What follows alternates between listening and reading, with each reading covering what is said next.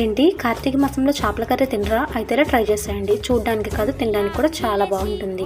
ముందుగా మసాలా కోసం ఉల్లిపాయ, జీలకర్ర, ధనియాలు వేసి మెత్తని పేస్ట్లో పెట్టేసి పక్కన పెట్టేసేయండి. ఇప్పుడు ప్లేట్ తీసుకొని సాల్ట్, పసుపు, కారం, నిమ్మరసం, ఆయిల్ వేసుకొని బాగా మిక్స్ చేసుకొని సన్నగా కట్ చేసుకొని అరటికాయ ముక్కలకి బాగా పట్టించేసేయండి.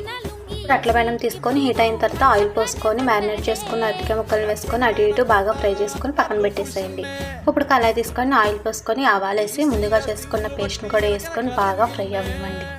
ఫ్రై అయిన తర్వాత అల్లం వెల్లుల్లి పేస్ట్ వేసుకొని ఇంకాస్త మగ్గనివ్వండి. ఇది మగ్గిన తర్వాత సాల్ట్, పసుపు, కారం అలాగే కాస్త ఆవకాయ నూనె కూడా వేసుకొని ఆయిల్ పైకి తేలేంత వరకు బాగా మగ్గించుకోండి. ఇది పూర్తిగా మగ్గిన తర్వాత చింతపండు రసాన్ని వేసి ఒక మరుగు రానివ్వండి. ఇది మరిగిన తర్వాత ముందుగా ఫ్రై చేసుకున్న అరటికాయ ముక్కల్ని వేసుకొని అలాగే ధనియాల పౌడర్ని కూడా వేసుకొని ఒక 5 minutes ఉడకనివ్వండి. ఫైనల్గా కొత్తిమీర వేసుకున్నారంటే మన మసాలా అరటికాయ అయితే రెడీ అయిపోయినట్టే. అంతేనండి, చాలా సింపుల్గా చేసేసుకోవచ్చు. ఇటువంటి రెసిపీస్ కోసం మా ఛానల్ని సబ్స్క్రైబ్ చేసుకోండి.